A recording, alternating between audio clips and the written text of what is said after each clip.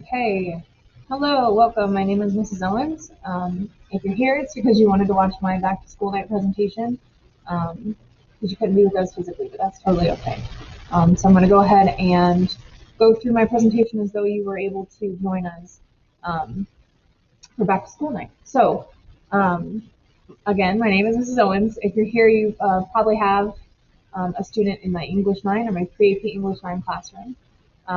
Just a little bit about me to get us started here. This is my 7th year teaching total. This is my 3rd at Speedway. Before this, I taught for 4 years at Roncalli High School in the South Side. This year, again, I teach English 9 and I teach PreAP English 9, but in the past, I have taught freshman English, sophomore English, junior English, elective etymology, all kinds of things. I'm excited to have the freshmen this year, though. I grew up and I still live in Speedway. I graduated from here in 2011 and then went on to IUPUI. I played volleyball at IUPUI. I also studied secondary English education and I graduated from there with my bachelor's in 2015. So yeah, that seems like both a day ago and a decade ago, even though it's neither of those things. So general expectations in my classroom, I really just want a child to come and give me their best every day.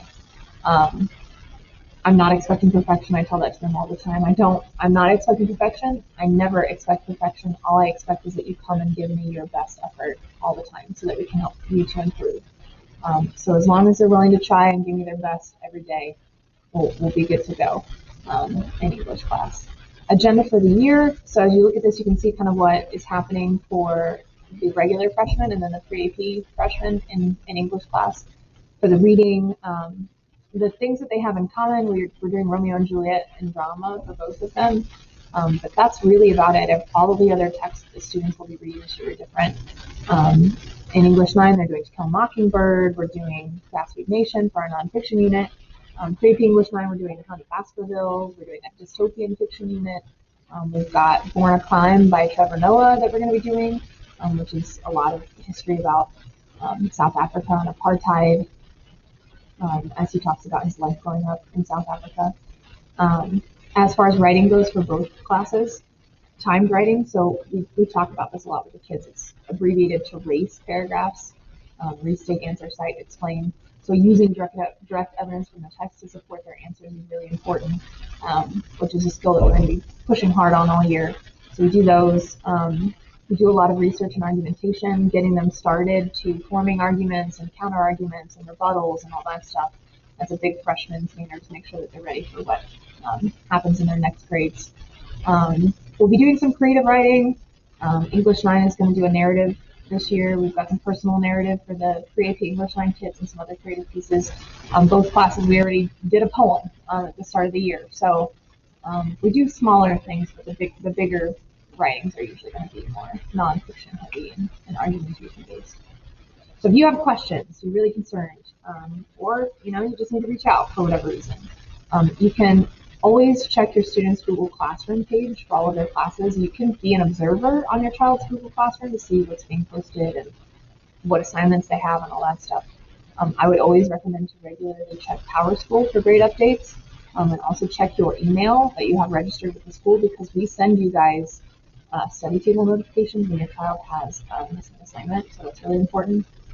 I try as much as possible to email and phone call home for both poor and exceptional behavior or performance.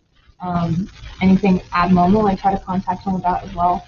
I also do something called mental health days, which is in the syllabus that I sent home at the beginning of the year. But essentially, your child has, I had a couple like little stuffed animals in my classroom on my desk, and what they do is they are to take one of them off of my desk at the start of the period if they're just having like a really rough day, because I know freshman year, so and so said something to me in the hallway, or I just failed a test, or there's a lot of changes and difficulties happening for freshmen. So if they're really just having a bad day and they need a mental break, they take one of those, they set it on their desk. That signals to me as their teacher, Mrs. Owens, I'm having a really bad day. Please don't make me talk out loud or cold call me on questions.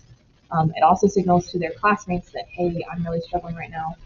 I don't want to interact, so please don't talk to me. Your child is still responsible then for getting their assignments done for the class and doing the work in the classroom, but they're not going to be required to speak and interact with other people if they don't want to. They get 2 of those a year. If they start to try to take more than those 2, I do keep track of them. Or just generally I see that they're struggling mentally. That would be a contact to the counselor and to you, your parent or their parent, so that I can see how they're doing and if something at home is causing this or if they need additional support somewhere. Because I really want to make sure, especially with the freshmen in this big transitional period, making sure that they're mentally strong as well as academically strong is super important. Quarantine and e-learning. I have a lot of students already who've been quarantined.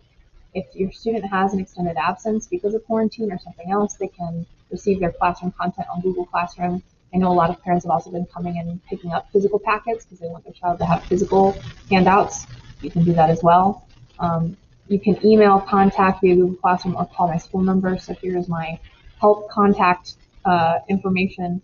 My email's right there for all of your child's teachers. It's going to be first initial last name at speedwayschools.net. So this one's mine because my first name is Corinne. But if you're ever like, I need to contact their health teacher or their math teacher, it's always first initial last name. This is my school phone. This is not the one that connects to my classroom phone. This is simply the one that goes to my cell phone. It's not my cell phone number, it's my school phone number, but it does connect to my cell phone so that I can respond wherever I'm at, whenever I need to. So if you want to call or text that one, I can get information from you that way. And then office hours before school, you can come and see me. I'm usually here around 7:10, 7:15. I prefer that you contact ahead of time so that we can schedule something. And then I wouldn't really be available after school until October because I have volleyball. I'm coaching the junior high team until October. So if you wouldn't want to meet after school, probably starting in October would be a better time period for that. So yeah, that's all I got. Thank you for coming to watch my back to school night presentation. I'm really looking forward to working with the freshmen this year. They seem like a good group of kids, lively, energetic, ready to learn and ready to go. So we'll see how it goes, but it seems like it's pretty good so far. Stay safe.